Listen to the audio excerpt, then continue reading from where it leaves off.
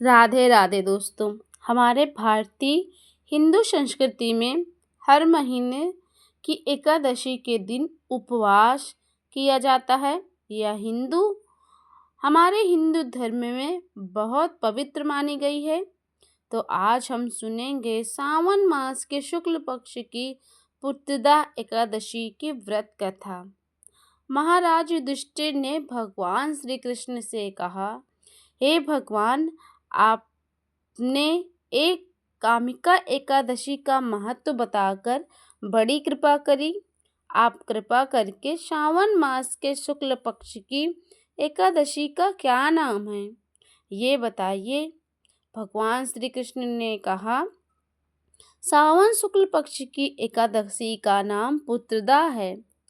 अब आप शांति पूर्वक पुत्रदा एकादशी की कथा सुनिए।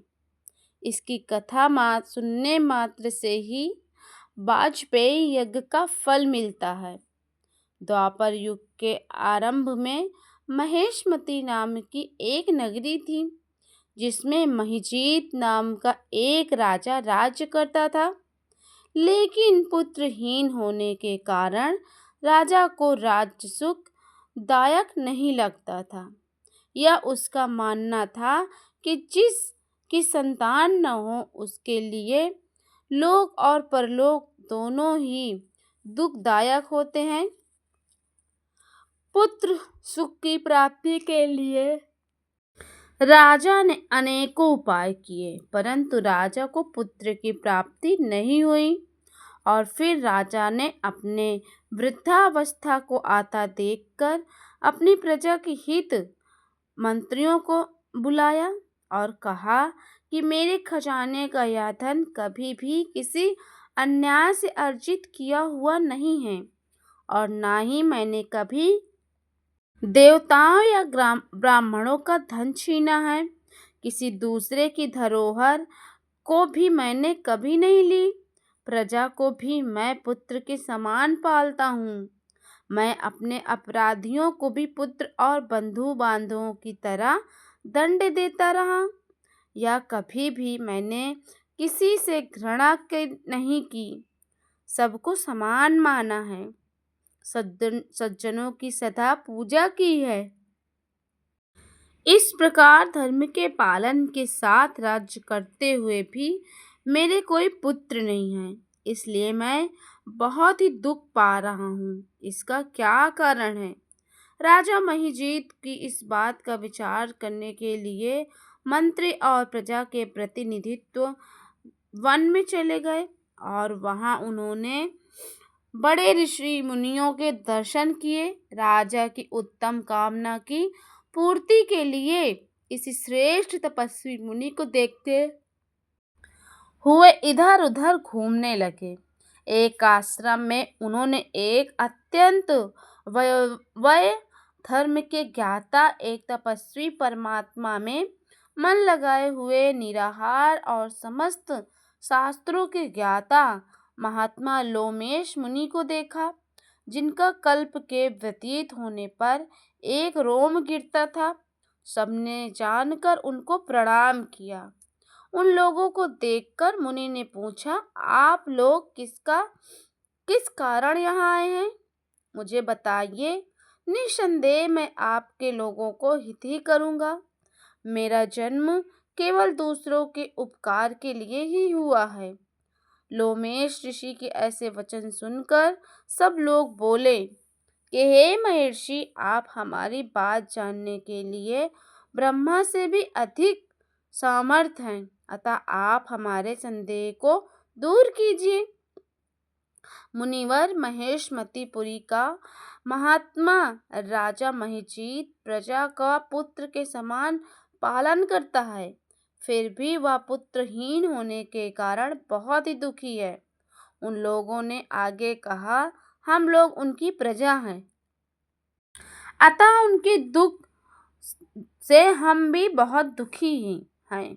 आपके दर्शन से हमें पूर्ण विश्वास है कि हमारा ये संकट अवश्य ही दूर हो जाएगा, क्योंकि महान पुरुषों के दर्शन मात्र से ही कष्ट दूर हो जाते हैं। आप कृपा करके राजा के पुत्र होने का उपाय बताएं। यह सुनकर ऋषि ने थोड़ी देर के लिए अपनी आंखें बंद कर ली और राजा के पूर्व जन्म को जानकर वो कहने लगे। यह राजा पूर्व जन्म में एक निर्धन वैश्य था। निर्धन होने के कारण इसने कई बुरे कर्म किए थे।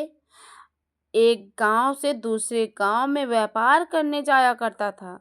एक समय ज्येष्ठ मास के शुक्ल पक्ष की द्वादशी के दिन जब वह 2 दिन से भूखा प्यासा था, तब एक जलाशय के समीप पानी पीने गया। उस स्थान पर एक गाय थी जिसका अभी बच्चा हुआ था। वह गाय पानी पी ही रही थी कि तभी राजा ने उस प्यासी गाय को जल पीते हुए हटा दिया और स्वयं जल पीने लगा। इसलिए राजा को यह दुख सहना पड़ रहा है। एकादशी के दिन भूखा रहने की वजह से वह राजा बना।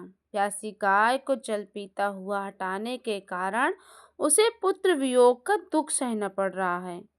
यह वचन सुनकर सभी लोग कहने लगे, हे ऋषि, शास्त्रों में पापों का प्रायश्चित भी लिखा है।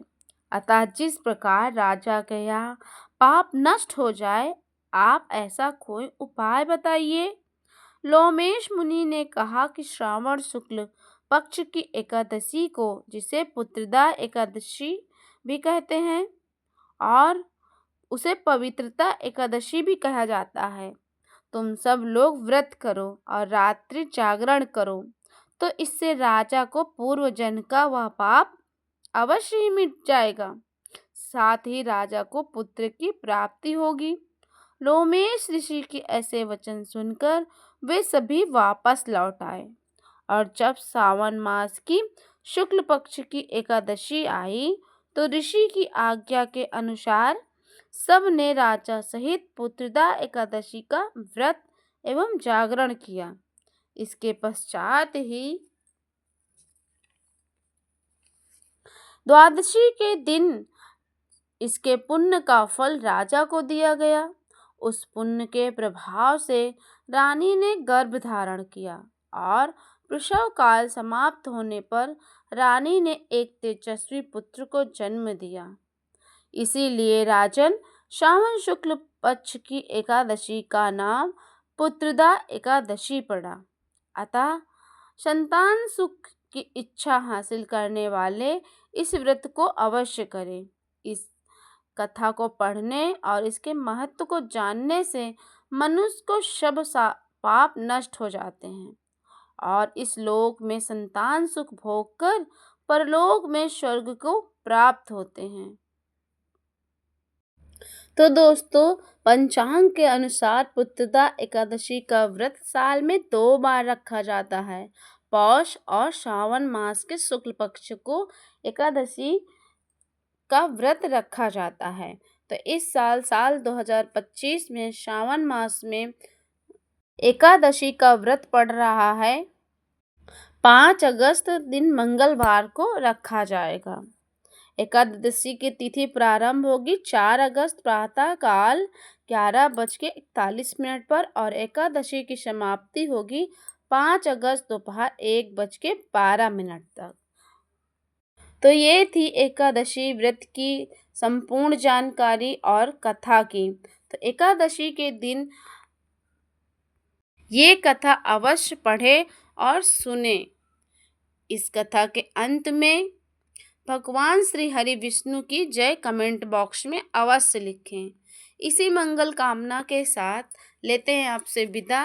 मिलते हैं अगले इसी तरीके की एकादशियों की व्रत कथा के बारे में और उनके महत्व के बारे में और उनके पूजा विधि के बारे में। अगर मेरे चैनल पर नए हैं तो चैनल को सब्सक्राइब कर दीजिएगा और अगर कथा अच्छी लग जाए तो वीडियो को लाइक कर दीजिएगा और कमेंट में श्री हरि विष्णु का नाम अवश्य लिखिए। तो चलिए इसी उम्मीद के साथ आप सभी को राधे राधे।